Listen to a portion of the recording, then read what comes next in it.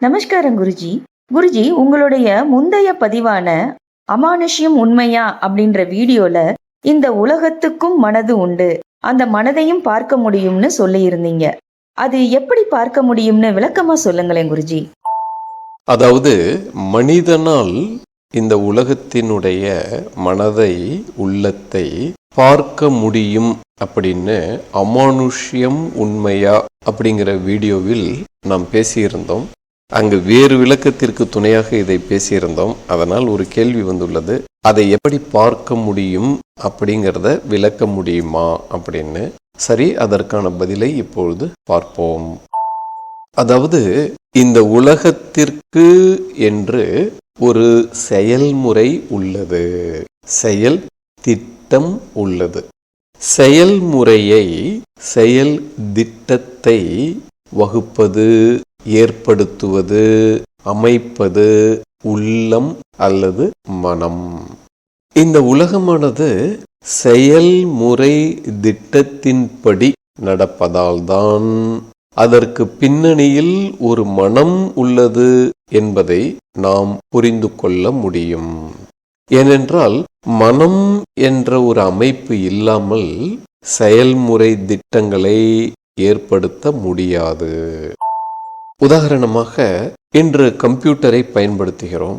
இந்த கம்ப்யூட்டருக்கு மனம் இருக்கிறதா என்றால் அதனுடைய சாஃப்ட்வேர் என்ற பகுதி, அதனுடைய உள்ளம், அதனுடைய மனம், அதனுடைய ஹார்ட்வேர் என்ற பகுதி, அதனுடைய உடல் என்பதை புரிந்து கொள்ள வேண்டும்.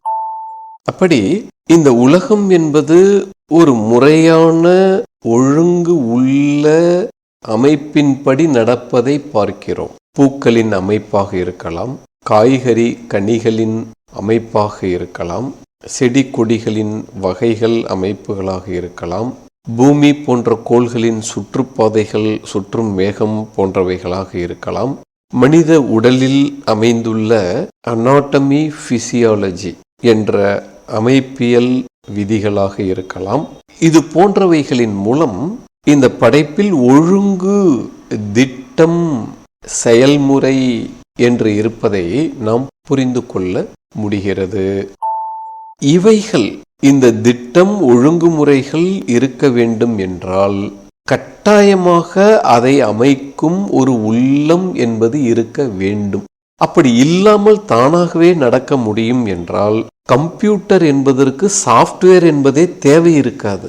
தானாகவே கம்ப்யூட்டர் வேலை செய்ய முடிய வேண்டும். ஆனால் அப்படி முடிகிறதா? முடியவில்லை. ஒரு கம்ப்யூட்டர் வேலை செய்கிறது என்றால் அங்கே சாஃப்ட்வேர் என்பது போடப்பட்டு உள்ளது, உள்ளிடப்பட்டு உள்ளது என்பதை நாம் புரிந்து கொள்ள முடிகிறது. அதே போலத்தான் உலகத்திலும் புரிந்து கொள்ள வேண்டும். அடுத்து, இந்த உலகில் உள்ள ஒழுங்கு முறைகளை சற்று விஸ்தாரமாக கூர்ந்து கவனிக்கும் பழக்கமும், கற்கும் பழக்கமும், அதை பற்றி ஆராயும் பழக்கமும் வேண்டும். அப்படி விரிவாக புரிந்து கொள்ளும் பொழுது இந்த உலகின் மனதை, உள்ளத்தை நாம் புரிந்து கொள்ள முடிகிறது. இப்படி சொன்னவுடனேயே நாமே ஒரு குத்துமதிப்பாக எதையாவது செய்து பார்த்தால் அதில் வெற்றிகள் கிடைக்கும். மிகவும் குறைவாக, 1% குறைவாகவே இருக்கும். ஏற்கனவே நடந்துள்ள முறைகளை நாம் எடுத்துக்கொண்டால் அதில் சிறந்த வெற்றிகளை அடைய முடியும். அப்படி இந்த செயல் திட்டங்களை, முறைகளை, இந்த உலகத்தின் ஒழுங்கு செயல்முறை திட்டங்களை புரிந்து கொள்ள நம் முன்னோர்கள் கொடுத்து உள்ள ஒரு சாதனம்தான் ஜோதிஷம் அல்லது ஜோதிடம் அல்லது சோதிடம் அல்லது ஜோசியம் அல்லது சோசியம் என்பதெல்லாம். எல்லாம் ஒரே பொருள் உள்ள வேறு வேறு வார்த்தைகள், திரிபுகள் ஆகட்டும். இந்த ஜோதிடத்தை முதலில் கற்பது ஒரு மிகச்சிறந்த வழி.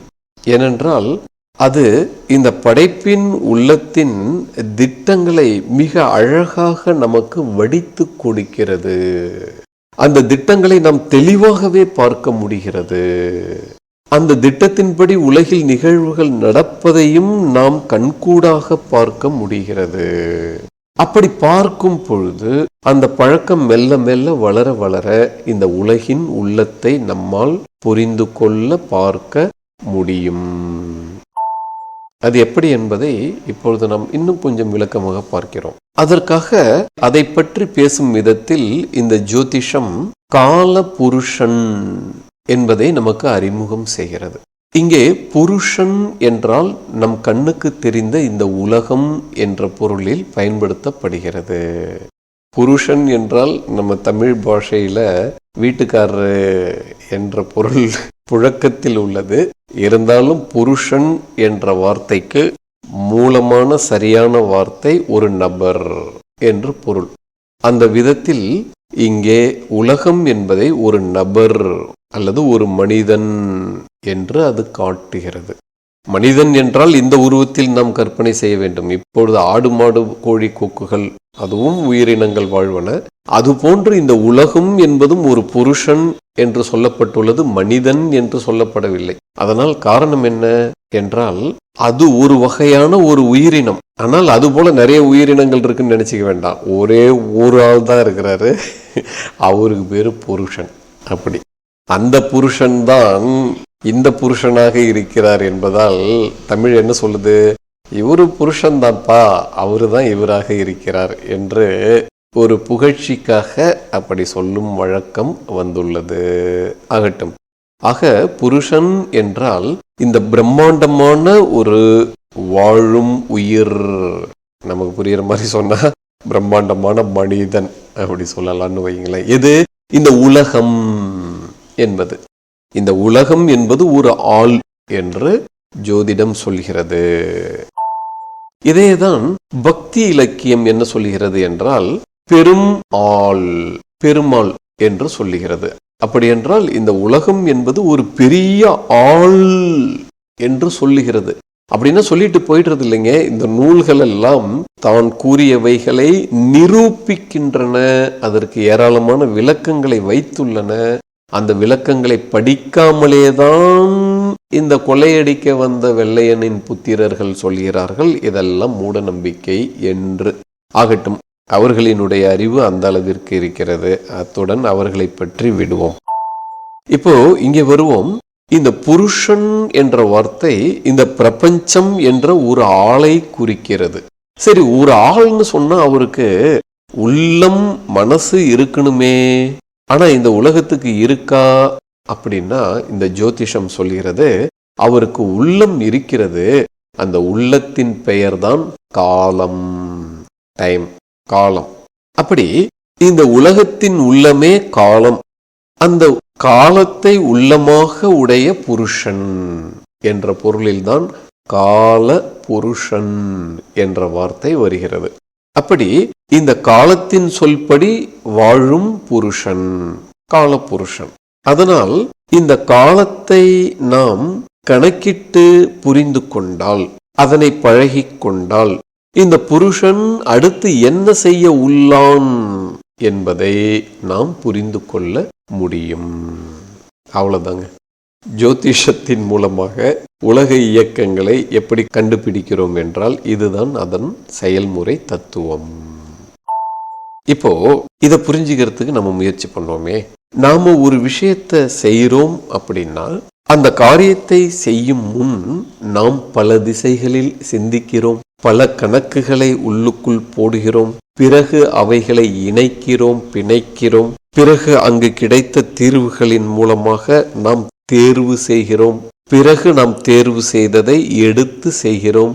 அப்படியேதான் இந்த காலபுருஷனும் கூட ஒரு விஷயத்தை பல திசைகளில் சிந்திக்கிறார், கணக்கு போடுகிறார், பிறகு அவைகளை பல விதங்களில் இணைத்து பார்க்கிறார், பிறகு தேர்வு செய்கிறார், பிறகு அவைகளை நடத்துகிறார். அவர் எப்படி இந்த வேலை முறைகளை செய்கிறார் என்பதைத்தான் ஜோதிடம் சொல்லிக் கொடுக்கிறது. அதற்காக இந்த ஜோதிடம் என்ற ஒரு துறை என்ன செய்கிறது என்றால் இந்த கால பகுப்பாய்வு முறைகளை நமக்கு கற்றுத்தருகிறது. அப்படி நாமும் அதை கற்றுக்கொண்டால் நிச்சயமாக இந்த காலபுருஷன் என்ன செய்ய போகிறார் என்பதை நாம் புரிந்து கொள்ள முடிகிறது முன்பே. இது உண்மையா அப்படின்னா இப்படித்தான் இது உண்மை. இதற்கு மேலும் உயர்நிலை கல்விகள் வருகின்றன. அப்படி ஆரூடங்கள். அடுத்தது ஆரூடங்கள் என்றால் ஏற்றங்கள் என்று பொருள்.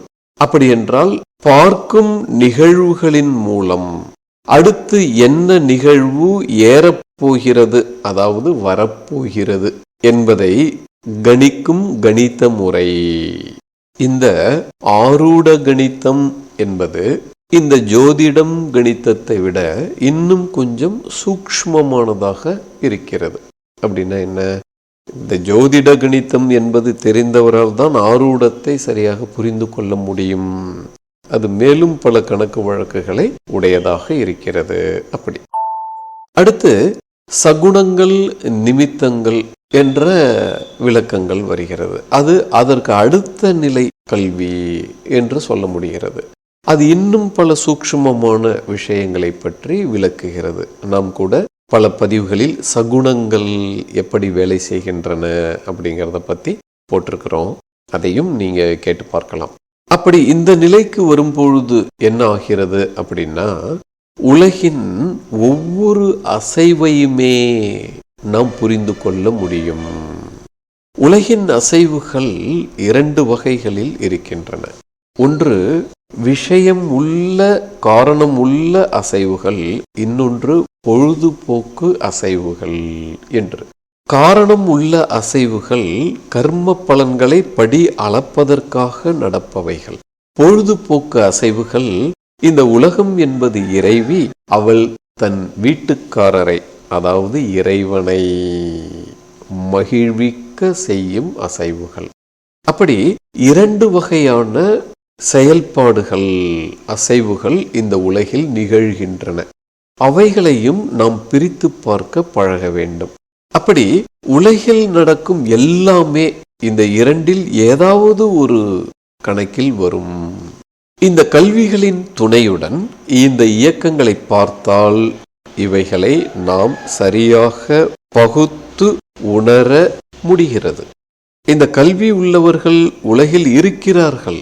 அவர்கள் இப்படியெல்லாம் பார்த்து கொண்டும் புரிந்து கொண்டும் வாழ்ந்து கொண்டும் இருக்கிறார்கள். அதனால் இவைகளெல்லாம் அழிந்து விட்டது அப்படின்னு எல்லாம் ஒன்றும் நிலைமை இல்லை. அப்படி ஒரு கருத்தை பலர் பிரச்சாரம் செய்கிறார்கள். அது உண்மையில்லாத கருத்து. அவர்கள் கிணற்றுக்குள் தவளைகளைப் போல வாழ்கிறார்கள் என்பதை நாம் புரிந்து கொள்ள வேண்டும். சரி, இதில் நமக்கு புரியக்கூடிய இன்னொரு முக்கியமான உதாரணத்தை இங்கே நாம் பார்க்க வேண்டும். முன்காலத்தில்னா சற்று முன்காலத்தில் ஒரு 30-50 ஆண்டுகளுக்கு முன்னால் வரை குடுகுடுப்பைக்காரர்கள் என்பவர்கள் அதிகமாக இருந்ததை நாம் பார்த்துள்ளோம். இப்பொழுதும் கூட குறைவாக இருக்கிறார்கள். அவர்கள் என்ன செய்கிறார்கள் என்றால், அந்த குடுகுடுப்பையை இசைத்து கொண்டு வீடுகளின் முன்னால் போய் நிற்கிறார்கள், பேசுகிறார்கள். அந்த பேச்சுக்கள் என்ன அப்படின்னா, உளறல்கள், மூட நம்பிக்கைகள் என்று இந்த நாச விஞ்ஞானிகள் கூறுகிறார்கள். ஏன் அப்படி கூறுகிறார்கள் என்றால், இந்த நாச விஞ்ஞானிகளுக்கு அவர்கள் என்ன பேசுகிறார்கள், ஏன் பேசுகிறார்கள் என்பது தெரியாது. அதனால் இந்த நாச விஞ்ஞானிகள் முடிவு செய்து விட்டார்கள், நமக்கு தெரியாததை இந்த உலகத்தில் யார் பேசினாலும் அதெல்லாம் மூட நம்பிக்கை என்று. ஆகட்டும், அப்படிப்பட்ட அறிவு கொழுந்துகள் என்று அவர்கள் நினைக்கிறார்கள் என்பதை நாம் புரிந்து கொள்ள வேண்டும். ஆகட்டும், சரி, இதற்கு பின்னால் உண்மை என்ன என்றால், நம் நாட்டில் ஒவ்வொரு சமூகத்திடமும் ஒரு கல்வி இருந்தது. இப்போ உதாரணமா சேலை நெய்யும் கல்வி, வேஷ்டி நெய்யும் கல்வி யாரிடம் இருந்தது? அந்த தொழிலை உடைய சமூகத்திடம் இருந்தது. ஏர் ஓட்டும் கல்வி இருந்தது யாரிடம்? அந்த தொழிலை உடைய சமூகத்திடம் இருந்தது. நகை செய்யும் கல்வி இருந்தது யாரிடம்? அந்த தொழிலை உடைய சமூகத்திடம். சிற்பம் செய்யும் கல்வி யாரிடம் இருந்தது? அந்த தொழிலை செய்யும் சமூகத்திடம் இருந்தது. அதே போலத்தான் இதுவும் ஒரு கல்வி அந்த தொழிலுக்குரிய சமூகத்திடம் இருக்கிறது. அந்த கல்வி மூட நம்பிக்கை கிடையாது. இப்பொழுது நாம் சொன்னோமே, ஜோதிடம் துவங்கி பல நிலைகளில் கல்வி, இவைகள் அனைத்தையும் உடையவர்கள் அவர்கள். இந்த அனைத்திலும் அவர்கள் திறமை பெற்றவர்களாக இருந்தார்கள். தங்கள் குழந்தைகளுக்கு அதை சொல்லிக் கொடுத்து கொண்டு அந்த கல்வியை காப்பாற்றிக் கொண்டு வந்தார்கள். தங்கள் குழந்தைகளையும் அப்படி பிறகு மிக திறம் பெற்றவர்களாக ஆக்கினார்கள். அதனால் அவர்களிடம் இருந்த கல்வியின் அளவு மிக மிக அதிகம் என்பதால் அவர்களினுடைய புலமை அதில் என்னவாக இருந்தது என்றால், ஒன்றும் கணக்கு வழக்கே போட வேண்டாம். அவங்கள்ட்ட நீங்க உங்க ஜாதகத்தெல்லாம் கொடுக்கவே வேண்டாம். ஒன்றும் பிறந்த தேதி நேரமும் சொல்ல வேண்டாம். உங்க ஊர் என்னன்னு சொல்ல வேண்டாம். சும்மா நீங்க போனீங்க, அவங்க முன்னாடி நின்னீங்க அப்படின்னா கண்ணை திறந்தா இந்த உலகத்தை பார்ப்பாங்க, கடகடன்னு சொல்லுவாங்க. பல நேரங்கள்ல இன்னும் புலமை அதிகமா இருந்தா அவங்க உங்களை பார்க்கணும்னே அவசியம் இல்லை. நீங்க குடியிருக்கிற வீட்டுக்கு முன்னாடி வந்து நின்னாலே போதும், கண்ணை திறந்து பார்ப்பாங்க, சுற்றிலும் பார்ப்பாங்க. சுற்றிலும் பார்த்தா அந்த மரங்கள் எப்படி அசைகிறது, என்ன பறவை பறக்கிறது, என்ன அணில் ஓடுகிறது, அங்க என்ன நிகழ்வு நடக்கிறதோ அதை பார்ப்பார்கள். அணில் தான் ஓடணும்னு இல்லை, சும்மா ஒரு பூச்சி கூட பறக்கலாம், அது கூட பொருள் உள்ளது, அது ஒரு தகவலை அவங்களுக்கு கொடுக்கிறது. அந்த வீட்டின் அமைப்பு ஒரு தகவலை கொடுக்கிறது. அந்த வீட்டில் என்னென்ன செடிகள் இருக்கின்றன என்பது அவர்களுக்கு ஒரு விளக்கத்தை கொடுக்கிறது. அந்த வீட்டின் கதவு எப்படி இருக்கிறது என்பது ஒரு விளக்கத்தை கொடுக்கிறது. அந்த வீட்டில் உள்ள நிறங்கள் என்ன என்பது ஒரு விளக்கத்தை கொடுக்கிறது. அங்கே ஏற்பட்டுள்ள விரிசல் என்ன என்பது ஒரு விளக்கத்தை கொடுக்கிறது. ஒவ்வொன்றும் ஒரு விளக்கத்தை அவர்களுக்கு கொடுக்கிறது. அந்த விளக்கங்களை இணைக்கிறார்கள். அந்த விளக்கங்கள் என்ன சொல்லுகின்றன என்பதை அவர்கள் படிக்கிறார்கள், படித்ததை பேசுகிறார்கள். அவ்வளவுதான். இதை படிக்க தெரியாதவர்கள் என்ன, ஒரு பிரெஞ்சு மொழி தெரியாதவன் கையில ஒரு பிரெஞ்சு மொழி புத்தகத்தை கொடுத்தா எப்படி இருக்கும், அப்படி இருக்கிறார்கள். இதைத்தான் நம்ம பெரியவங்க சொன்னாங்க, கண்ணிருந்தும் குருடனாய் அப்படின்னு. என்ன, எப்படி கண்ணிருந்தும் குருடர்களைத்தான் இன்னைக்கு உள்ள கல்வித்துறை உருவாக்கிக்கிட்டு இருக்கு. ஆகட்டும், அதுக்கு மேல இந்த கண் இருந்து பார்க்க தெரிந்தவர்களை மூட நம்பிக்கைக்காரர்கள் அப்படின்னு நீ ஓங்கி ஓங்கி கத்து அப்படின்னு சொல்லி கொடுத்துக்கிட்டு வேற இருக்கு. என்ன சரி, அப்படின்னா இந்த குடுகுடுப்பைக்காரர்கள் வீட்டுக்கு முன்னாடி நின்று சொல்வதெல்லாம் நடக்குமா அப்படின்னா, நடக்கிறதே என்ன பண்றது, அவங்க என்ன சொல்றாங்களோ அது நடக்கிறது. அந்த வீட்டுல குடியிருக்கிறவங்க சொல்றாங்க. அதுவும் மாசம் கூட சொல்றாரு குடுகுடுப்பைக்காரர், இந்த மாசத்துக்குள்ள இந்த நிகழ்ச்சி நடக்கும்னு. சரியா பார்த்தா அந்த மாசத்துக்குள்ள அந்த நிகழ்ச்சி நடக்குது. எப்படி நம்ம வீட்டுக்கு முன்னாடி அப்படி நடக்கலன்னாலும் சில நேரங்கள் அக்கம் பக்கத்து வீடுகளில் அந்த நிகழ்வுகள் நடந்ததை நம்ம கேள்விப்படுறோம். அது எப்படி நடக்கிறது, வேணும்னா இந்த நாச விஞ்ஞானி வந்து நம்ம வீட்டு முன்னாடி நின்றுட்டு சொல்லட்டும், அது நடக்குதா பார்ப்போம். என்ன சரி, குடுகுடுப்பைக்காரர் சொன்ன மாதிரி நடக்காமலும் போயிருக்குதே, அதுக்கு என்ன பண்றது, அது ஏன் அப்படி அப்படின்னா, இந்த கல்வியிலும் கூட இப்பொழுது தேய்மானம் ஏற்பட்டு வருகிறது அப்படிங்கிறத நம்ம புரிந்து கொள்ள வேண்டும். நம்முடைய பாரம்பரிய விஷயங்கள் எல்லாமே தேய்வடைந்துதான் வருகின்றன. இன்னைக்குள்ள வாழ்வியல் சூழ்நிலையில் பெற்றோர்கள் முன்னோர்கள் கொடுக்க விரும்பிய கல்வியை கற்க முடியக்கூடிய அளவிற்கு நேரமோ சூழ்நிலையோ வசதிகளோ அமைப்புகளோ இல்லை. ஏன்னா இந்த கல்வித்துறை கொடுக்கும் ஒன்றுக்கும் ஆகாத குப்பை கல்வியே ஏகப்பட்ட அளவிற்கு குவிந்து உள்ளது. அவர்கள் ஒரு வருஷத்தில் கொடுக்கக்கூடிய கல்வியை உண்மையில் படிக்க ஆறாமற படித்து புரிந்து கொள்ள வேண்டும் என்றால் 10 வருஷங்கள் தேவைப்படும். அவ்வளவு கல்வியை திணிக்கிறார்கள். அதில் ஏதாவது பயன்படுமா என்றால் அதுவும் இல்லை. ஹைதர் அலி என்ன பண்ணாரு, அக்பர் அலி என்ன பண்ணாரு, அவுரங்கசீப் அலி என்ன பண்ணாரு, எப்படி கொள்ளையடிச்சாரு, எப்படி திருடினாரு, இதுதான் முக்கியமான கல்வி அப்படின்னு வாந்தி எடுத்துக்கிட்டு இருக்காங்க. என்னே புரியல. இருக்கட்டும், அவர்களும் சம்பளம் வாங்கணுமே, அதுக்கு ஒரு வேலை வேணுமே. நம்ம குடும்பத்தை அடிச்சு பிழைக்கணும்னு அவங்களுக்கு ஆசை. எதையாவது செய்யட்டும், பிழைக்கட்டும். என்ன இது சுதந்திர நாடு, கருத்துரிமை இருக்கு, அவங்களுடைய கருத்துப்படி அவங்களுக்கு வாழ உரிமை இருக்கு. இருக்கட்டும், வாழ்க. அதாவது நாட்டில் இன்னைக்கு கல்வித்துறை கொடுக்கும் கல்வியை படிக்கவில்லை என்றால் வாழ முடியாது என்ற நிலையை கட்டாய கல்வியாக கொண்டு வந்துள்ளார்கள். அங்கு கொடுக்கிற பாடத்திட்டம் ஏராளமாக இருக்கிறது. பெற்றோர்கள் முன்னோர்களிடம் சிறந்த கல்விகள் இருந்தன. அப்போ அவைகளை இவர்கள் எப்படி சொல்லித்தர முடியும் என்றால் அதற்கு நேரம் கிடையாது. ஏன்னா வீட்டுக்கு வரும்பொழுதே ஒரு மூட்டை வேலையோட வரான், வீட்டு படம் அது இதுன்னு. அதை செய்யறதுக்கே நேரம் பத்துறதில்ல. அப்புறம் இடையில மாத தேர்வு அது இதுன்னு அச்சுறுத்தல்கள் வேற, அதுக்கு பயந்துகிட்டு விழுந்து விழுந்து படிக்கணும். அப்புறம் வீட்டில் பெரியவங்க சொல்றத காது கொடுத்து கேட்டால் என்ன ஆயிடும், நம்ம பரீட்சையில ஃபெயிலாக போயிடுவோம், அது வேற பிரச்சனை. அதுக்கப்புறம் பள்ளிக்கூடத்தில் பயமுறுத்துறாங்க, நீ பரீட்சையில நல்ல மார்க் வாங்கலன்னா நீ எதிர்காலத்தில் பிழைக்க முடியாது அப்படின்னு. அந்த பயம் வந்தா என்ன பண்றதுன்னு தெரியல, நம்ம விழுந்து விழுந்து படிக்க வேண்டியிருக்கு. அப்புறம் தன்னுடைய பிள்ளைக்கு வந்த பயத்தை பார்த்து பெற்றோர்களும் வாயை மூடிட்டு அமைதியா இருக்காங்க. என்னமோ தெரியல, நமக்கு தெரிஞ்சதெல்லாம் சொல்லி கொடுத்தோம்னா பையன் ஃபெயிலா போயிட்டான்னா வாழ முடியாம போயிடும், பாவம் அவன் எப்படியோ பொழைச்சு கிடந்தான்னா போதும் சாமி, நம்மளோட இருக்கிற அறிவெல்லாம் நம்மளோட அழிஞ்சு போனாலும் பரவாயில்ல, பிள்ளை எப்படியாவது பிழைக்கட்டும் அப்படின்னு பெரிய மனசோட விடுறாங்க. ஆனா நம்ம நாட்டு கல்வித்துறைக்கு இதையெல்லாம் பற்றி அறிவு இல்லை, அறிவில்லாத முட்டாள்கள் தான் அப்படிங்கிறது பள்ளிக்கூடத்தின் செயல்பாடுகளை பார்த்தா அறிவு உள்ளவங்களுக்கு நல்லாவே புரியுது பளிச்சுன்னு. அப்புறம் அவங்களுடைய முட்டாள்தனத்தை என்ன பண்றது, ஒன்றும் பண்ண முடியாது. ஏன்னா இது சுதந்திர நாடு, முட்டாள்களுக்கு சுதந்திர நாடு, அறிவாளிகளுக்கு கிடையாது, அதை புரிஞ்சுக்கணும். அப்ப என்ன பண்றது, நம்மளும் பொறுத்துக்கிட்டு போக வேண்டியதுதான்.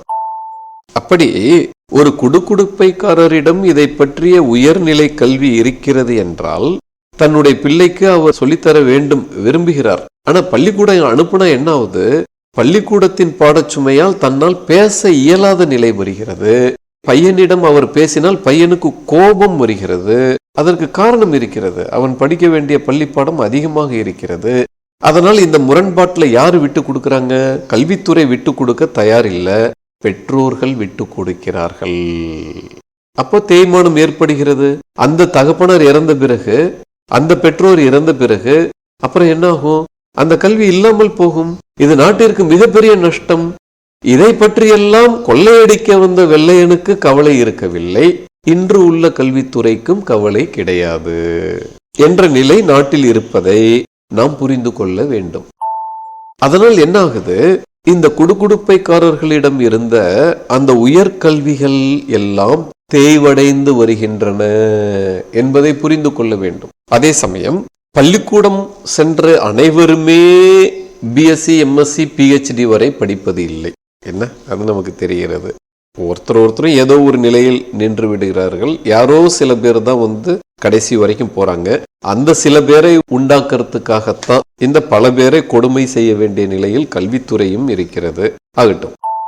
அப்படி இந்த குடுகுடுப்பை வீட்டுக்கார சிறுவர்கள் என்ன பண்றாங்க, ஒரு 10ஆம் வகுப்பு 12ஆம் வகுப்பு வரைக்கும் படிக்கிறாங்க. அதுக்கப்புறம் யாரோ சில பேர் மேல் கல்விக்கு போறாங்க. அதுல சில பேர் குலத்தொழிலுக்கு வருகிறார்கள். அப்படி குலத்தொழிலுக்கு வந்தவங்க குலத்தொழிலுக்கு வரும்போதே வயதுகள் தாண்டி விடுகிறது பள்ளிக்கூடம் போனதுனால. சிறு வயதில் கற்க வேண்டிய பாடத்திட்டங்கள் என்று அவர்களிடம் இருந்தது, அதை கற்க வாய்ப்பு இல்லை. ஆனால் அவற்றை வயதை தாண்டி கற்கும் பொழுது அந்த கல்வி அவ்வளவாக சிறப்பாக பலன் தராது. அது மட்டுமல்ல, அந்த கல்வியின் அளவு மிகவும் அதிகம். அதற்கு பல ஆண்டுகள் வேண்டும். திருமணத்திற்கு முன்பே அவைகளை கற்று முடிக்க வேண்டும், அப்பொழுதுதான் கற்க முடியும். திருமணத்திற்கு பிறகு என்றால் குடும்ப பிரச்சனைகள் நிறைய வந்து விடுகிறது. அதற்காக சம்பாதிக்க வேண்டிய நெருக்கடிகள் வருகின்றன. அவைகளுக்கு இடையில் இந்த அளவிற்கு மிகப்பெரிய அளவிலான கல்வியை கற்க முடியாது. இப்ப என்ன ஆகுது, அரசினுடைய கல்வியை கற்றுக்கொண்டு வர்றான், குடும்ப தொழில இறங்குறான். இறங்கின பிறகு பார்த்தா கல்யாண காலம் வருது. இப்ப அவனால் அதை முழுமையாக கற்க முடியவில்லை, ஏதோ கொஞ்சம் கற்றுக்கொள்கிறார்கள். இப்ப என்ன ஆகுது, இப்போ தன்னுடைய குடும்பத்தை நடத்தி கொண்டு தன்னுடைய பெற்றோர்களிடம் கற்றுக்கொண்ட கொஞ்சம் கல்வியை வைத்துக்கொண்டு தன் குலத்தொழிலை நடத்துகிறார்கள். அது ஏன் நடத்த வேண்டும் அப்படின்னா, பள்ளிக்கூடம் வந்த எல்லாருக்குமே அரசாங்கம் வேலை கொடுத்துட முடியாதே, ஆளுக்கு ஒரு வேலையை தான் செய்ய வேண்டிய நிலைமை இருக்கிறது. அப்புறம் இவர்கள் பெற்றோரிடம் இந்த கல்வியை கற்கும் பொழுது பார்க்கிறார்கள், இதில் பல உயர்ந்த விஷயங்கள் இருக்கின்றன அப்படிங்கிறத புரிஞ்சுக்கிறாங்க. புரிந்து கொண்டு அவற்றை கற்க முயற்சி செய்கிறார்கள். அதற்கு நேரம் கிடைப்பதில்லை. அப்புறம் பெற்றோருக்கும் வயதுகள் ஓடி போகின்றன. அவர்கள் இன்னும் சில காலம்தான் இருக்க போகிறார்கள். அந்த குறுகிய காலத்திற்குள் எவ்வளவு கற்க முடிகிறதோ அவற்றை கற்றுக்கொள்கிறார்கள், பயன்படுத்துகிறார்கள். என்ன பண்றது, அதுவும் இல்லைன்னா அதுவும் காணா போயிருக்கும். ஏதோ கொஞ்சமாவது கத்துக்கிட்டு பழச்சிட்டு இருக்கிறாங்க. அந்த கல்வி கொஞ்சம் பிழைத்து கிடக்கிறது. அந்த கொஞ்சம் பிழைச்சு கிடக்கிறதையும் அழிக்கிறதுக்கு தான் இந்த கல்வித்துறையும் எல்லோரும் சேர்ந்து அறிவாளிகள் எல்லாம் வேலை செஞ்சுக்கிட்டு இருக்கிறாங்க. என்ன பண்றது? இதுதான் நாட்டின் நிலை. இப்போ இந்த குடுகுடுப்பை தொழிலில் இறங்கிய புதிய தலைமுறை இளைஞன் அந்த தொழிலில் ஒரு வீட்டின் முன்னால் நின்று குறி சொல்கிறான் என்றால் அதில் குறைகள் இருக்குமா இல்லையா என்றால் நிச்சயமாக குறைகள் இருக்கும். என்ன பண்றது? கிடைத்த கல்வி முழுமையாக கிடைக்கவில்லை. ஆனா கிடைத்த கல்வி உயர்ந்ததாக இருக்கிறது, அது பலன் தருகிறது என்பதை பார்க்கிறார். அதனால் இது அழியக்கூடாது என்ற உள்ளுணர்வு ஏற்படுகிறது. அதனால் இந்த குலத்தொழிலை நான் செய்ய போகிறேன், மக்களுக்கு உரிய சேவைகளை வழங்கப் போகிறேன் அப்படின்னு அவர் துணிகிறார். துணிந்து தன்னால் இயன்றதை செய்கிறார். என்ன நாட்டுல இன்னைக்கு இருக்கக்கூடிய பள்ளிக்கூட ஆசிரியர்களுக்கெல்லாம் நீங்க 8ஆம் வகுப்பு ஆசிரியருக்கு 1ஆம் வகுப்புலேருந்து 8ஆம் வகுப்பு வரைக்கும் இருக்கக்கூடிய புத்தகத்தை எடுத்து வச்சு நீங்க பரீட்சை வச்சு பாருங்க. அவர் என்ன பாஸ் மார்க் வாங்கிடுவார்னு நினைக்கிறீங்களா? அவர் ஃபெயில் மார்க் வாங்கிடுவாரு. வேணும்னா நம்ம நாட்டுல மதிப்புக்குரிய நீதிபதிகள் இருக்கிறார்களே, அவர்களுக்கு 1ஆம் வகுப்புல இருந்து அவர்கள் படித்த உயர்கல்வி வரைக்கும் உள்ள பாடங்கள் எல்லாம் தேர்வு வச்சு பார்ப்போம். வருஷம் இந்த தேர்வுல 100க்கு 100 மதிப்பெண் வாங்கினாதான் நீங்க நீதிபதியா இருக்க முடியும் அப்படின்னு சட்டம் கொண்டு வந்து பார்ப்போம். எத்தனை பேர் நீதிபதி கிடைப்பாங்கங்கிறீங்க? ஒருத்தர் கூட கிடைக்க மாட்டாங்க. ஏதோ அவங்களுக்கு இருக்கிற திறமையை வச்சு நாடு ஓடிட்டு இருக்கு. என்ன அதே போலத்தானே எல்லா இடத்துலயும் அப்படித்தான் இருக்கிறது. அப்படித்தான் இவர் நிலைமையும். அப்புறம் இவருக்கு கிடைச்ச கல்வியே கொஞ்சம் அதை வச்சுக்கிட்டு தானே இவர் அந்த தொழிலை பண்ணுகிறார். ஆனால் அதில் முழுமையாக தோல்வி ஏற்பட வாய்ப்பு இல்லை. நிச்சயமாக அதில் ஓரளவு பலன் இருக்கும். இருப்பதால் தான் அவர் செய்கிறார் மனசாட்சியுடன். அப்படி நம்மிடம் பொருள் பொதிந்த கல்விகள் நம்முடைய ஒவ்வொரு சமூகத்திடமும் இருந்தது. அந்த சமூகங்கள் காப்பாற்றி வந்த கல்விகளை எல்லாம் இன்று உள்ள கல்வித்துறையோ நீதித்துறையோ கல்வி என்றே அங்கீகரிப்பதே இல்லை. அவைகளை எல்லாம் மட்டமாக நடத்துகின்றன. மேலும் பல நேரங்களில் அவைகளை மூட நம்பிக்கை என்றும் கருதுகின்றன, பேசுகின்றன, நடத்துகின்றன. அதனால என்ன ஆகுது? அந்த சமூகங்களால் அந்த கல்வியை தொடர்ந்து பராமரிக்க முடியாத நிலை ஏற்படுகிறது. ஆனால் மன்னர்களின் ஆட்சியில் இப்படிப்பட்ட கொடுமைகள் நடந்தது இல்லை என்பதையும் நாம் நினைவில் வைத்திருக்க வேண்டும்.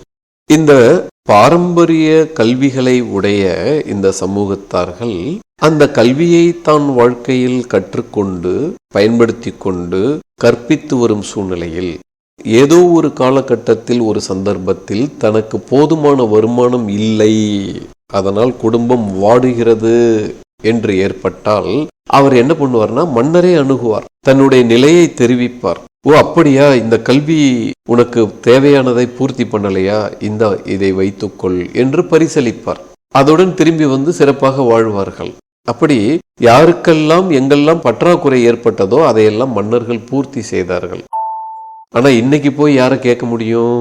யாரையும் கேட்க முடியாது. கயிறு விற்கிறவரை வேணா போய் கேட்க முடியும், 2 முழம் கயிறு கொடுப்பா அப்படின்னு. வேற எங்கேயும் போக முடியாது. தயிர் விற்கிறவர் இல்லைங்க, கயிறு விற்கிறவர்.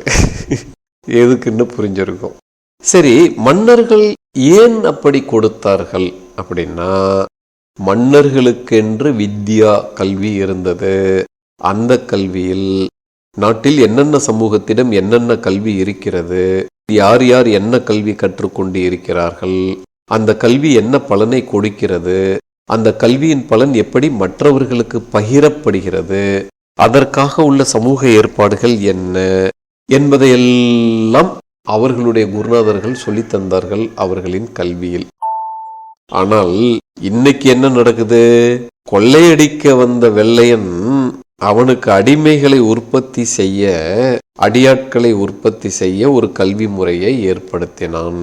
அந்த கல்வியை கற்றவர்களுக்கு அவன் பட்டங்களை கொடுத்தான், தனக்கு அடியாட்களாக வைத்துக்கொண்டு அவர்களின் மூலமாக நம் நாட்டில் உள்ள செல்வந்தர்களை கண்டறிந்து துப்பாக்கியை கொடுத்து அனுப்பி கொள்ளையடித்து கொண்டு வரச் சொன்னான். அதை வசூல் செய்பவர்களுக்கு பெயர் கலெக்டர்கள் என்று வைத்தான். என்ன, இப்படி ஒரு பெரிய அடியாள் படையை வச்சு அதுக்கெல்லாம் ஒரு பட்ட பேர் வச்சிருவான், வேறு வேறு துறைகள்லாம். அப்படி அந்த அமைப்புகளை ஏற்படுத்தினான், கொள்ளையடிக்கும் அமைப்புகளை. இப்ப என்னாச்சு, அதற்காக அவன் ஏற்படுத்திய கல்விதான் நம்முடைய துர்பாகியம். என்ன பாவம் செஞ்சோமோ தெரியல, சுதந்திரத்திற்கு பிறகும் தொடர்கிறது. நம் முன்னோர்கள் என்ன கல்விகளை வைத்திருந்தார்கள், என்ன அமைப்புகளை வைத்திருந்தார்களோ அதை பிறகு அமைந்த அரசு மறந்து விட்டது. அதையெல்லாம் கல்வி என்று அங்கீகரிக்க முடியாது என்றும் ஒதுக்கிவிட்டது. அந்த கல்வியை உடையவர்கள் அரசாங்கத்தின் எந்த துறையிடமும் போய் எனக்கு உதவி வேண்டும் என்று கேட்க முடியாது, உதவி வாங்க முடியும் அங்கு போய் என்ற நிலைதான் இருக்கிறது. அதனால் என்னாச்சு, இந்த குடுகுடுப்பைக்காரர்கள் மட்டும் இல்லை, நம்முடைய பாரம்பரிய கல்விகளை கலைகளை பாதுகாத்து கொண்டு வந்த சமூகங்கள் எல்லோருமே, அதாவது ஒரு சமூகத்திற்கும் ஒரு கல்வி சிறப்பு இருந்தது. அப்படி அவர்கள் எல்லோரும் தங்கள் கலைகளை கல்விகளை இழந்துவிட்டு வெள்ளையன் கொடுத்ததை மட்டுமே தெரிந்து வைத்திருக்கும் நிலை ஏற்படுகிறது. அதையும் மீறி யாராவது பாரம்பரிய கல்வியில் நாட்டத்துடன் அதை கற்றுக்கொண்டு இருந்தால் அவர்கள் பட்டினி கிடக்கும் நிலையும் ஏற்பட்டு உள்ளது. அதுவும் உண்மைதான். அவர்களின் பட்டினியை, அவர்களின் அழிவை ஏற்றுக்கொள்ள, புரிந்து கொள்ள, தீர்க்க வழி கண்டுபிடிக்க முடியும் அமைப்புகள் இல்லாத ஒரு அரசு முறைதான் இன்று ஏற்பட்டுள்ளது. ஏனென்றால் இதை வெள்ளையன் ஏற்படுத்தினான், அது அப்படியே தொடர்கிறது. என்ன செய்ய? ஆனால் வெள்ளையன் இருக்கும் பொழுதாவது அந்த முறைகளை ஏற்றுக்கொள்ளாதவர்கள் எங்கோ ஒரு ஊரில் பிழைத்து கொண்டு இருக்க முடியும் என்ற நிலை இருந்தது. அவனுக்கு அடியாள்களுக்கு மட்டும்தான் அந்த கல்வியை கொடுத்தான், எல்லோரிடமும் திணிக்கவில்லை. அதை பயன்படுத்தாதவர்கள் வாழ முடியாது என்ற நிலைமை அப்பொழுது இல்லை. ஆனால் இன்னைக்கு என்னாச்சு, இன்னைக்கு புஸ்தகங்கள் அளவுல பெருசா போயிட்டே இருக்கு. வெள்ளைக்காரங்காலத்திலேயாவது புஸ்தகங்கள் சின்னதா இருந்தது, இன்னைக்கு பெருசா ஆயிடுச்சு. இன்னைக்கு வீட்டுல அம்மா அப்பா சாப்பிட்டாங்களாங்கிறத பார்க்க கூட குழந்தைக்கு நேரம் இல்லை, அம்மா அப்பாட்ட பேசக்கூட நேரம் இல்லை. அப்படி ஒரு கொடுமையான ஒரு புஸ்தக அமைப்பை இந்த கல்வித்துறை குழந்தைகளுக்கு வழங்குகிறது. அதனால என்னாச்சு என்றால், இன்று இந்த பாரம்பரிய கல்வி கலைகளை நம்பி உள்ளவர்கள் பட்டினியால் அழியும் நிலையும் ஏற்பட்டு உள்ளது. அது நடந்து கொண்டும் இருக்கிறது. சரி, அப்படின்னா இந்த பாரம்பரிய கல்விக்காரர்கள்லாம் அரசாங்கத்துக்கிட்ட கேட்கலாமன்னா எங்க போய் கேட்கறது? அதுக்கெல்லாம் சட்டத்துல எங்கேயுமே இடம் இல்லை. என்ன போராடணும், ஏற்கனவே பட்டினி கிடக்கிறவன் திரும்ப போய் உண்ணாவிரதம்னு அறிவிக்கணும். உண்ணாவிரதம்லாம் அறிவிச்சிட்டு கிடந்தா என்ன ஆகும்னு தெரியும். இதெல்லாம் நடைமுறைக்கு சாத்தியம் இல்லாதது. அதுக்கு மேல நம் பண்பாடு, நம்முடைய நூல் என்ன சொல்லித் தருதுன்னா, போராட சொல்லித்தரவில்லை. இந்த கல்வியின் மூலமாக நீ பணம் சம்பாதிக்க வேண்டும் என்று வெறிபிடித்து அலையாதே என்பதையும் சேர்த்து சொல்லித் தருகிறது. அதற்கு மேல் தன் வாழ்க்கையில் வரும் எல்லாம் இறைவன் கொடுத்தவைகள், இறைவனின் பிரசாதம் என்று ஏற்றுக்கொள் என்று சொல்லி சகிப்புத்தன்மையையும் சொல்லித் தருகிறது. அவர்கள் கற்ற அந்த கல்வியிலேயே இந்த அறிவுரைகள் இணைக்கப்பட்டு உள்ளதால் அந்த கல்வியை தாங்கி வருபவர்கள் போராடுபவர்களாக இல்லை, கெஞ்சி கேட்பவர்களாகவும் இல்லை. மரியாதையுடன் கௌரவத்துடன் கொடுத்தால் மட்டுமே ஏற்கும் மனநிலையில் இருக்கிறார்கள். ஆனால் வெள்ளையன் கொடுத்த இந்த கல்வித்துறையோ நீதித்துறையோ அரசு அமைப்போ மக்களை மதிப்பது இல்லை, மக்களை மிதிப்பதாக இருக்கிறது. மக்களுக்கு மதித்து எதையும் கொடுப்பதில்லை, மக்களுக்கு கொடுத்தாலும் தூக்கி எறிகிறது. நாம் போய் நாய்களைப் போல கவி பிடிக்க வேண்டும், அப்படிப்பட்ட நிலை. இந்த கல்வி உள்ளவர்கள் அதை செய்வது இல்லை. என்ன செய்ய? என்ன, நம்ம முன்னோர்கள் கௌரவமாக வாழ சொல்லி கொடுத்துள்ளார்கள், கௌரவமாக வாழ்ந்துள்ளார்கள், கௌரவமாக வாழ்வதற்கு உரிய கல்வியைத்தான் வைத்திருக்கிறார்கள். அதனால் இந்த இரண்டுக்கும் உள்ள முரண்பாட்டு சிரமங்களை நாம் புரிந்து கொள்ள வேண்டும். நம் பாரம்பரியத்தை காப்பாற்ற வேண்டும் என்றால், அதன் பலன்களை அனுபவிக்க வேண்டும் என்றால், இல்லைன்னா ரொம்ப சிரமம். அப்படி நம் பாரம்பரிய கல்வியினுடைய உயர்வுகள் அழிந்து வரும் இந்த நிலை குடுகுடுப்பைக்காரர்களிடம் மட்டும் இல்லை, எல்லா பாரம்பரிய கல்விகளும் தொழில்களும் இந்த நிலையில்தான் இருக்கின்றன. இது ஒரு உதாரணமாக நாம் வைத்துக்கொள்ள முடியும். இப்போ இதுல இன்னொரு பிரச்சனையை பார்ப்போமே. இன்னைக்கு குடுகுடுப்பைக்காரர்களை பார்த்தால் நம்ம நாட்டுல எல்லாருக்கும் சாதாரண எல்லாருக்கும் என்னன்னா மற்றவர்களுக்கு யாருக்கு இந்த கொள்ளையடிக்க வந்த வெள்ளையன் ஏற்படுத்திய கல்வியை நன்றாக கற்று அதில் உயர் சான்றிதழ்கள் பட்டம் பதக்கங்களை பெற்றவர்களுக்கு கேவலமாக தோன்றுகிறது, இழிவாக தோன்றுகிறது. என்ன இதெல்லாம் துர்பாகியம். ஏன் அப்படின்னா முதல் காரணம், அவர்கள் மற்றவர்களின் வீடுகளின் முன்னால் தன் தொழிலை செய்து யாசகம் கேட்கிறார்கள், கூலி கேட்கவில்லை. உண்மைதான? வித்தியாசம் புரியுதில்ல? அவர்கள் 5 ரூபா கொடுத்தாலும் வாங்கிப்பாங்க, 10 ரூபா கொடுத்தாலும் வாங்கிப்பாங்க, ஒரு கைப்பிடி அரிசியை கொடுத்தாலும் வாங்கிப்பாங்க, பதில் பேச மாட்டாங்க என்று இருப்பதால். ஆனால் அரசு ஊழியர்கள் என்ன பண்ணுவாங்க? அவங்க அடிக்கடி சாலை மறியல் போராட்டங்கள், உண்ணாவிரத போராட்டங்கள் நடத்துவாங்க. போராடி போராடி எனக்கு இவ்வளவு வேணும்னு கேட்பாங்க.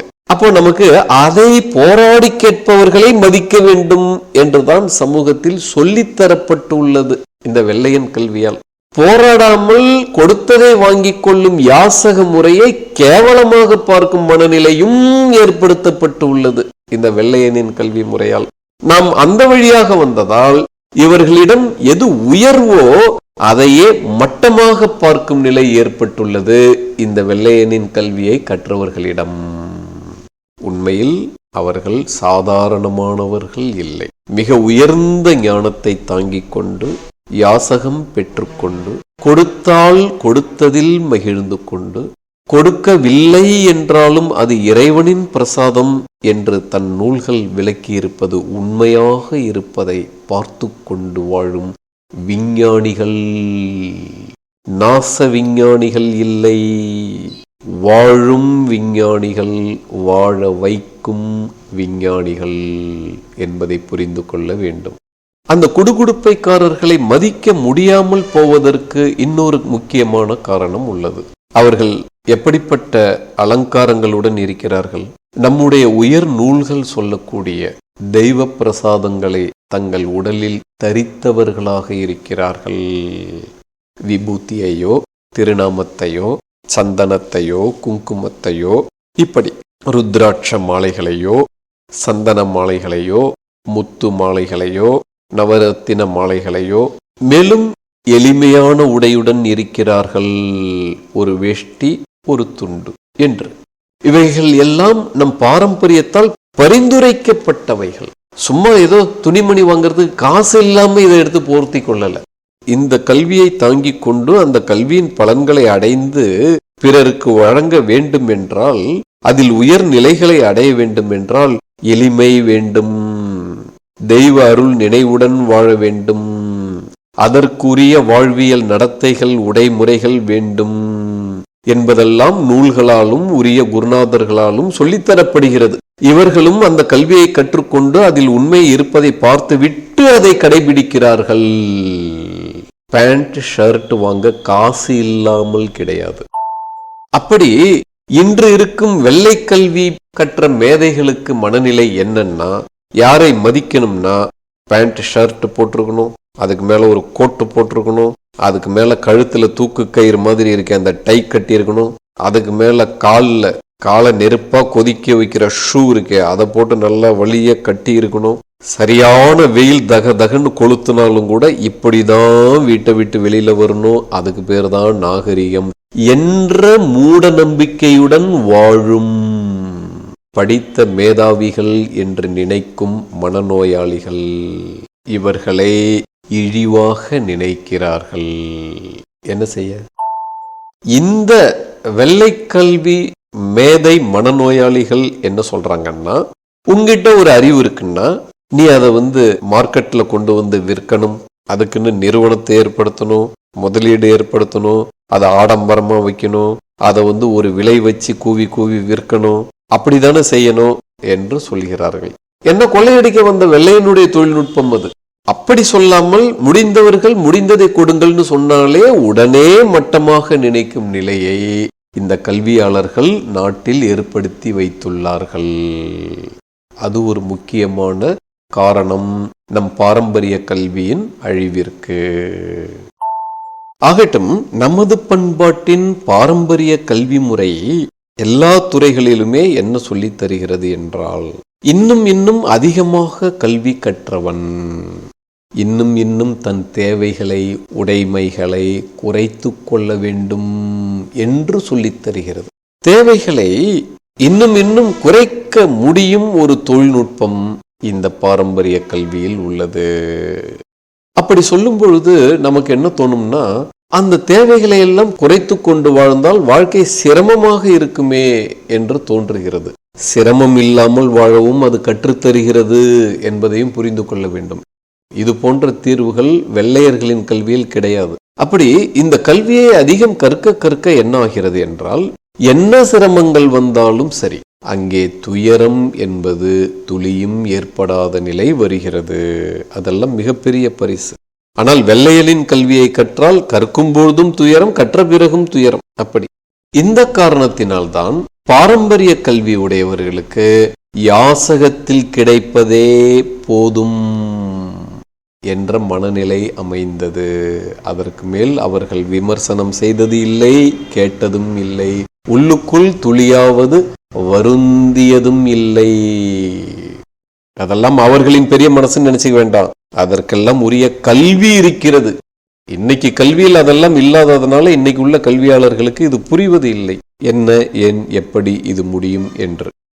இரண்டாவது, இப்படி வாழுவதால், எப்படி யாசகத்தில் கிடைத்ததில் திருப்தியுடன் வாழுவதால் அவர் அந்த கல்வி பலனை மேலும் மேலும் கூட அதிகமாக அடைகிறார். அது என்ன செய்கிறது என்றால், அவரை மோட்சம் வரை அழைத்து செல்லுகிறது.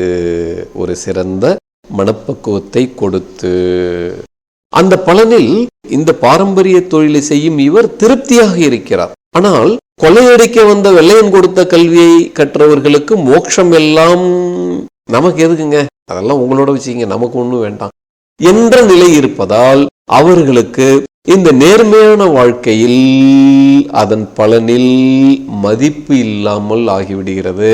அதனால அவங்க என்னென்ன செய்யறாங்கன்னு டிவிலையும் பத்திரிகையிலையும் மீடியாக்கள்லையும் தினசரி நிறைய சொல்றாங்க. நம்ம ஒன்றும் இங்க சொல்ல வேண்டாம் புதுசா விசேஷமா. இந்த இடையூறுகளுக்கு இடையிலும் கூட நம்முடைய பாரம்பரிய கல்விகளை கற்றுக்கொண்டு பயன்படுத்தி கொண்டு அரைப்பட்டினியுடன் வாழும் சமூகங்கள் இருந்து கொண்டுதான் இருக்கின்றன. இது அந்த கல்வியின் பலம், அந்த கல்விகள் தரும் பலனின் பலம் என்பதையும் நாம் புரிந்து கொள்ள வேண்டும். அப்படி இந்த இடத்தில் இதை சொல்லிய பொழுது நம்முடைய மாணவர்கள் வேறு ஒரு சந்தேகத்தை கேட்டிருந்தார்கள். அதற்கும் இப்பொழுது பதிலை சொல்லிவிடுவோம். அதாவது, அப்படி இந்த கல்வியானது உயர்ந்தது என்றால் அதை ஏன் ஒரு சமூகத்திற்கு மட்டும் என்று சுருக்கமாக வைத்தார்கள், எல்லோருக்கும் என்று கொடுத்து இருக்கலாமே அப்படின்னா நான் என்ன கேட்கிறேன், இன்னைக்கு ஏன் அரசாங்கம் கல்வித்துறையில் வேறு வேறு துறைகளை, உள்துறைகளை பிரிக்கிறது? அறிவியல் துறை, கணிதத்துறை என்று, அப்புறம் அறிவியல் துறையிலேயே இயற்பியல் துறை, வேதியியல் துறை, உயிரியல் துறைன்னு, அப்புறம் உயிரியல் துறையில விலங்கியல் துறை, தாவரவியல் துறை, இதெல்லாம் ஏன் பிரிக்குது? எல்லோருக்கும் எல்லாம்னு வச்சிருக்கலாமே. என்ன, இதை தாங்க அன்னைக்கு பிரித்து வச்சுருந்தாங்க. இன்னைக்கு இருக்கிறவங்க பிரித்தா தவறு கிடையாது, அன்னைக்கு இருக்கிறவங்க பிரித்தது தவறு அப்படின்னு வெள்ளையன்னு சொல்லி கொடுத்தான். அதை கேட்டுட்டு தான் இவங்களும் பேசிக்கிட்டு இருக்காங்க. என்ன செய்ய, வெள்ளையன்னு சொன்னதை தவிர அதை மீறி சிந்திக்க கூடாதுன்னு முடிவெடுத்து தெளிவாக இருக்காங்க. நம்ம பிள்ளைங்க தான், வேற யாரு ஆகட்டும். இந்த கேள்விக்கு நம் தரப்பு பாரம்பரியத்தின் பதில் என்ன என்பதை பார்ப்போம். அதாவது, நம்முடைய முன்னோர்கள் பல லட்சம் ஆண்டுகளாக இப்படி கண்டுபிடிப்புகளை தொடர்ந்து செய்து கொண்டு வருவதால் அதில் வரும் புதிய புதிய கண்டுபிடிப்புகளை எல்லாம் நூல்களாக எழுதி கொண்டே வருகிறார்கள். அந்த நூல்கள்லாம் ஏதோ சும்மா வீணான மூட நம்பிக்கைகள்லாம் கிடையாது. வெள்ளையன் அதை மூட நம்பிக்கைன்னா அதனால இங்க இருக்கிறவங்க கொஞ்சம் பைத்தியம் பிடிச்சு பேசிட்டு இருக்காங்க. அந்த நூல்கள் என்ன சொல்கின்றன என்றால், ஒரு ஜீவன் தான் விரும்பும் ஒவ்வொரு கல்வியையும் கற்றுக்கொள்வதற்காக அவன் அடுத்தடுத்து வேறு வேறு பிறவிகளில் வேறு வேறு சமூகங்களில் உள்ள குடும்பங்களில் பிறக்கிறான். அப்போ ஒரு பிறவி என்பது ஒரு சமூகத்தில் இருக்கும் ஒரு கல்வியை கற்பதற்காக அப்படி என்று வகைப்படுத்தி வைத்திருக்கிறார்கள். ஒரு சமூகத்தை நாம் இப்படி வகைப்படுத்தி வைத்து கொண்டால் பிறக்கும் ஜீவர்களுக்கு வசதியாக இருக்கிறது.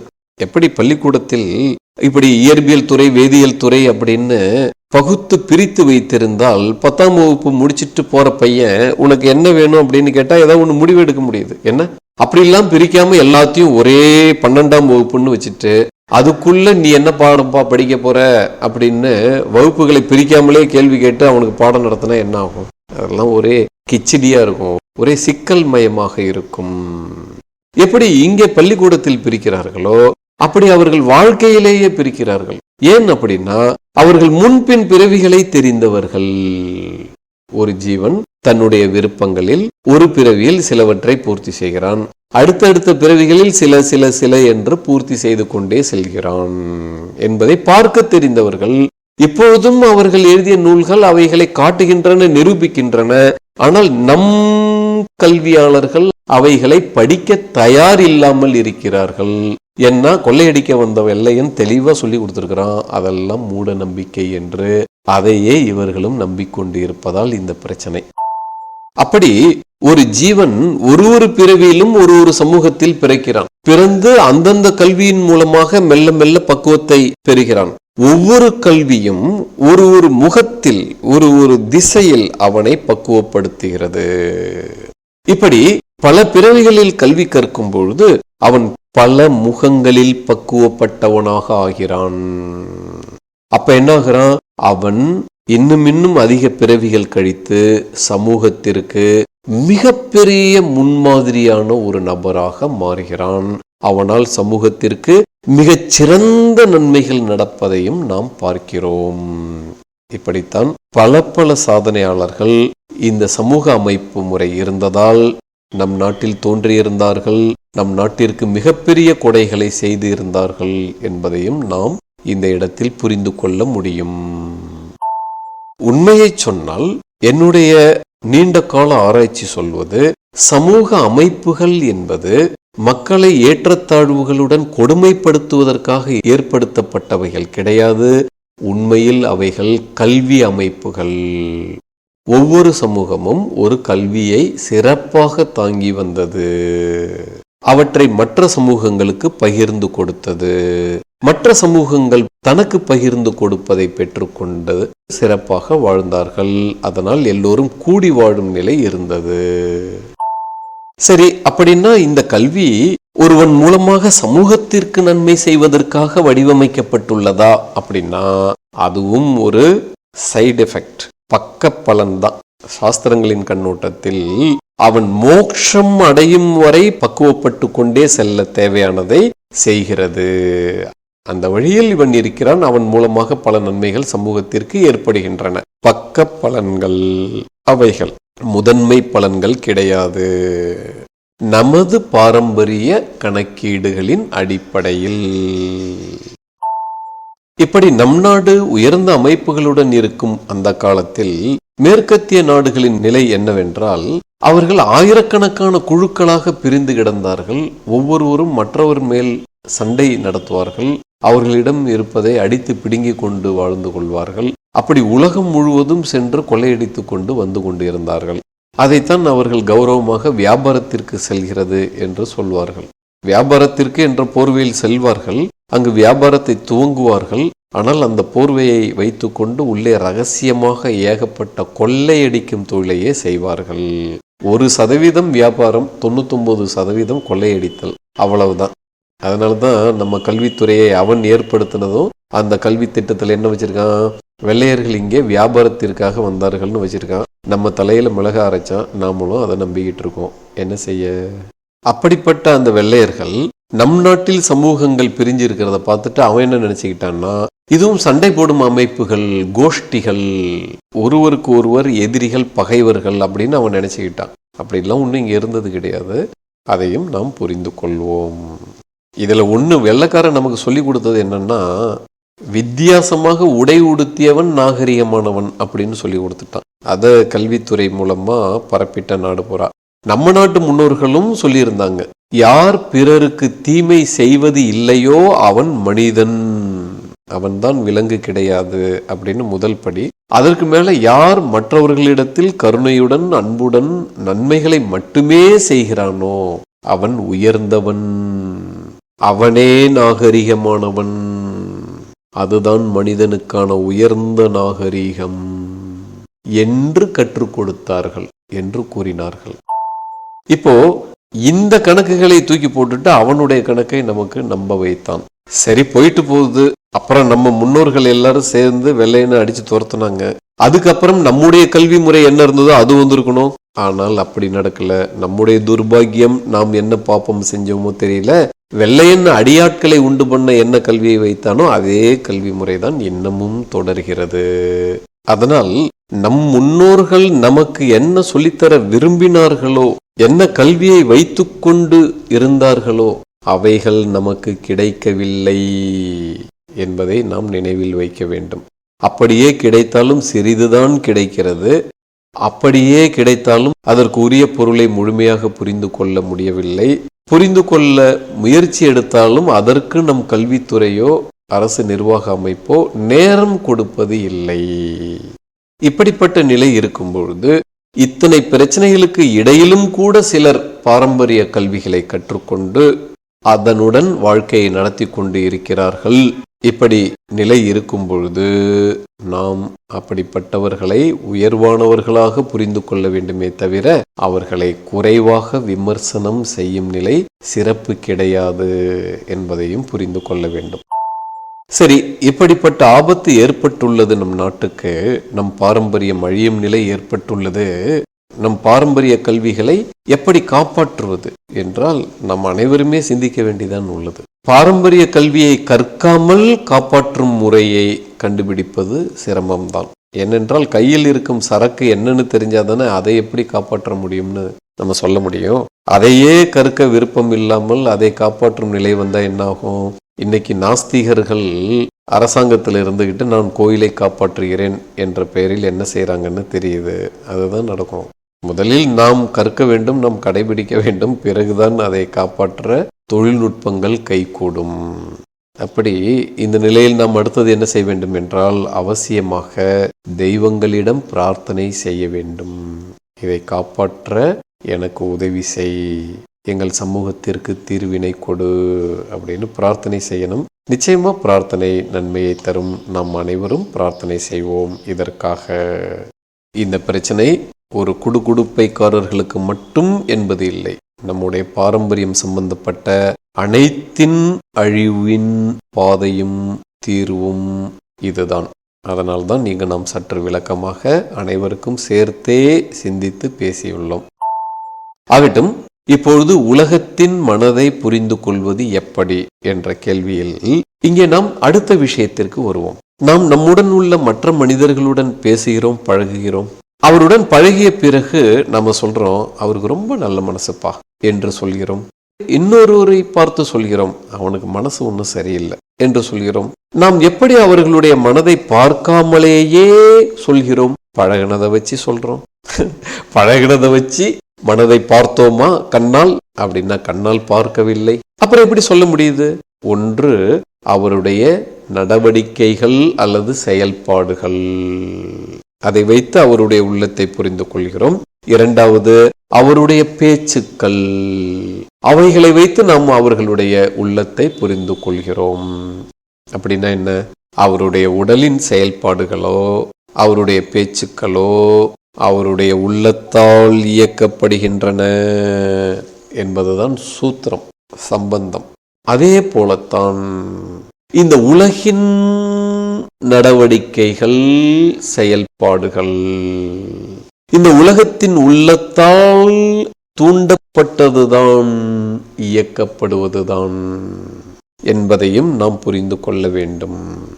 அதே போல இந்த உலகத்தின் பேச்சுக்கள், உலகம் பேசுதா? எங்க போய் பேசுது? ஏன் பேசல? இடி ஓசை, காற்றின் ஓசை, மரங்களின் சப்தம், இன்னும் என்னென்னவெல்லாம் சப்தங்கள் இந்த உலகத்தில் எழுகிறதோ அதை எல்லாம் இந்த உலகத்தின் பேச்சுத்தான். அது இரண்டு காரணமாக பேசிக்கொண்டு இருக்கும். ஒன்று பொழுதுபோக்குக்காக பேசிக்கொண்டு இருக்கலாம், இன்னொன்று உனக்கு தகவலை சொல்லவும் பேசிக்கொண்டு இருக்கலாம். அதனால் நாம் கூர்ந்து கவனிக்க வேண்டும், அது ஏதாவது நமக்கு சொல்கிறதா என்பதை. இந்த கல்வி உள்ளவர்களுக்கு அதன் பொருள் தெளிவாக புரிகிறது. இந்த உலகம் இப்பொழுது எனக்கு என்ன சொல்லிக் கொண்டு இருக்கிறது என்று. அப்படி இந்த உலகின் செயல்பாடுகளையும் இந்த உலகின் பேச்சுக்களையும் முதலில் கவனிக்க துவங்கினால் மெல்ல மெல்ல இந்த உலகத்தின் உள்ளத்தையும் நாம் புரிந்து கொள்ள துவங்குகிறோம். எப்படி நாம் ஒரு மனிதனிடத்தில் அவனுடைய நடவடிக்கைகளையும் பேச்சுக்களையும் வைத்து அவனுடைய உள்ளத்தை புரிந்து கொண்டோமோ அதே போல. சரி, நீங்க சொன்ன விளக்கமெல்லாம் சரியாதான் இருக்கு. ஆனால் இதை என்னால பயன்படுத்த முடியாது போல இருக்கே. இதை நான் பயன்படுத்தணும்னா நான் முதல்ல நாட்டை ஆட்சி பண்ணணும், நான் எல்லாத்தையும் சீர்திருத்தணும், அதுக்கு ஒரு 1000 வருஷம் ஆகும், அதுக்கப்புறம் உட்காந்துக்கிட்டு படிக்கணும், அதுக்கப்புறம் தான் இதெல்லாம் பயன்படுத்த முடியும் போல இருக்கு. என்ன அப்படி யாரால முடியும் சுவாமி? அப்படின்னா அப்பா ஒன்றும் பிரச்சனை இல்லை. இப்பவும் நம்மால் துவங்க முடியும். ஜோதிடத்தை பழக. ஜோதிடம் பழகுவது சுலபம் என்ற அளவில் பிழைத்து கிடக்கிறது, இத்துணை இடையூறுகளையும் மீறி. அதனால் நாம் ஜோதிடத்தை பழக முடியும். அதில் துவங்கி மெல்ல மெல்ல வளர முடியும். அந்த ஜோதிடமே ஓரளவு நமக்கு இதில் திறமையை கொடுக்கும். அதன் பிறகு வளர விரும்பினால் எப்படி வளர்வது என்பதையும் நாம் கண்டுபிடிப்போம் சுலபமாக. அதற்குரிய அடுத்தடுத்த துறைகள் எல்லாம் நம் நாட்டில் இருக்கின்றன. அதனால் அவசியம் இதை ஓரளவாவது கற்போம். நிறைய கற்க முடியவில்லை என்றாலும் கூட ஜோதிடம் என்பது மிக அடிப்படையான ஒரு தேவை இந்த உலகத்தை புரிந்து கொள்ள, உலகத்தின் உள்ளம் என்ன என்பதை புரிந்து கொள்ள. அப்பொழுதுதான் நாம் இந்த உலகத்தில் சுலபமாக நிம்மதியாக சுகமாக வாழ முடியும்.